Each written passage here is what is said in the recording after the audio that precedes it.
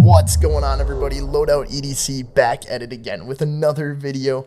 We have the Olight Arkfeld Ultra and the Jetbeam E26. Let's get to it.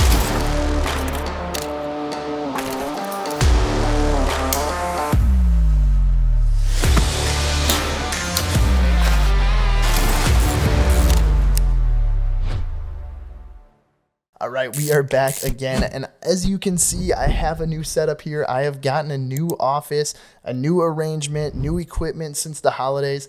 It's been a little bit since I've been making videos just because of everything that's been going on.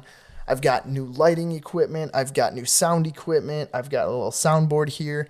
I'm also going to be announcing the winner of the giveaway, so that's going to be really exciting. I just got to figure out how to use all of this stuff that's right here first. So we're getting there. Don't worry, it's coming. Like I said, mid-January-ish, I'm going to be announcing a winner. I'll be doing that live. I'll be doing a live stream, so stick around for that.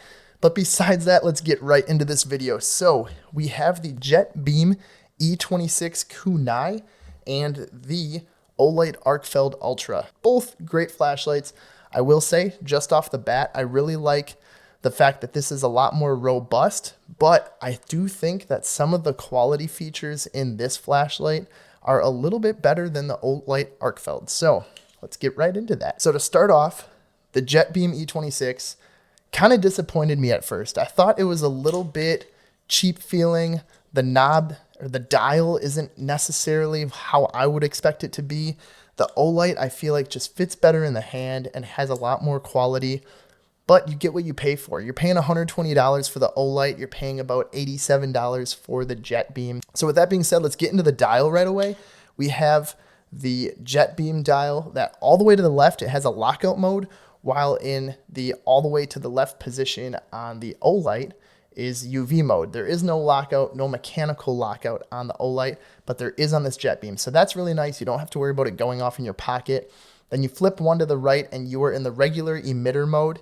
And you flip one to the right here on the Olight and you are in the laser mode. Go one more on the Olight and now you're in the standard emitter on the Olight. And on the Jetbeam, you are now in the UV mode.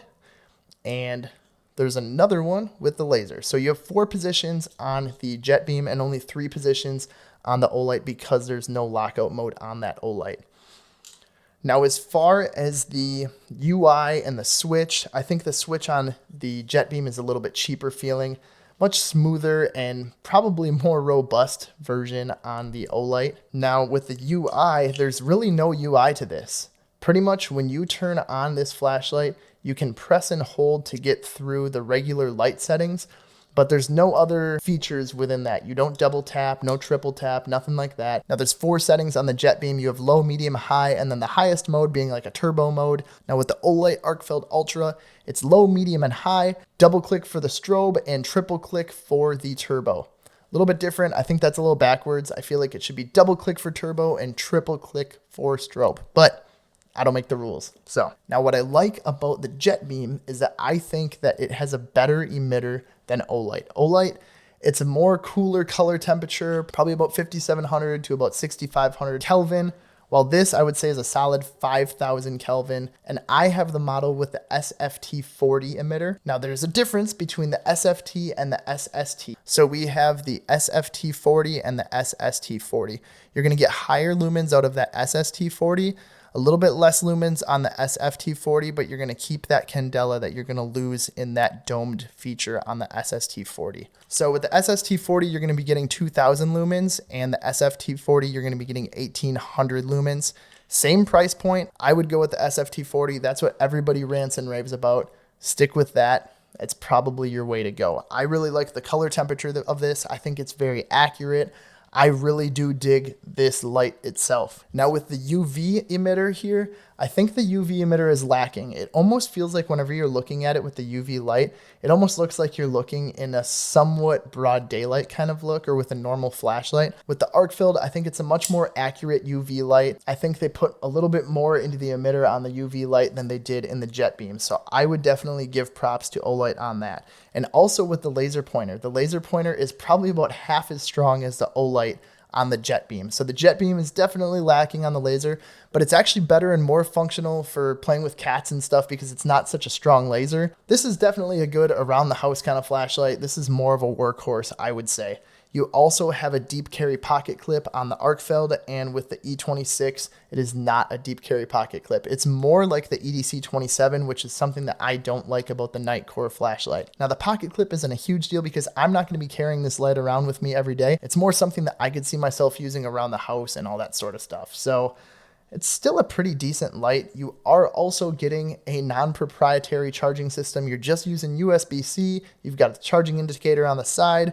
Now with the Arkfeld, you've got the indicator right here, much more sophisticated, but you have the magnetic charging system on the base, and that's all you got. But you have a magnet with this one. With the Jetbeam, you do not have a magnet, but it does have a tail cap switch, so you get automatic turbo off the bat with this tail cap. You can do a press and hold just for momentary light, or you can click it and you're set to go. What's cool about that is you can set your flashlight to a lower mode whenever you just want it in this normal dial mode, and then you're getting full turbo whenever you use the tail switch. So you can kind of use that to your advantage.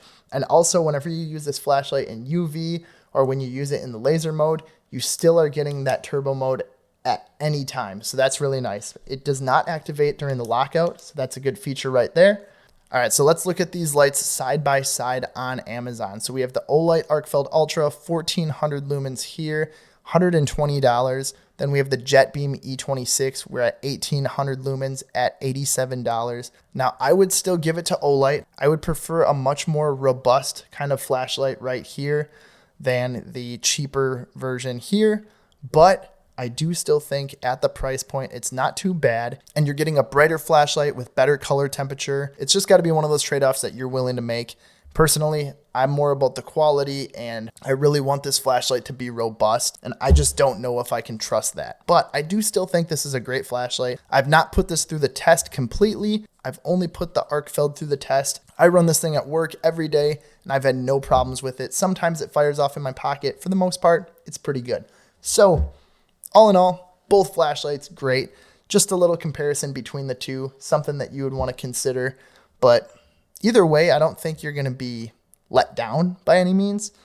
The quality maybe on the Jetbeam, not quite there, but still a pretty decent flashlight. Don't forget, I have merchandise on my website. You can get hats, sweatshirts, t-shirts, all this fun stuff. Nice little patches here on the side. Great quality materials. Don't forget to check that out. If you have any questions, put them in the comments below. Until then, we'll see you in the next one.